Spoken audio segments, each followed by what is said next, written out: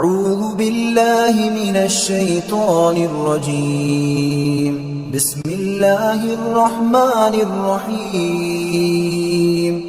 ياسين والقرآن الحكيم إنك لمن المرسلين على صراط مستقيم تنزيل العزيز الرحيم لتنذر قوما ما أنذر آباؤهم فهم غافلون لقد حق القول على أكثرهم فهم لا يؤمنون إنا جعلنا في أعناقهم أغلالا فهي إلى الأذقان فهم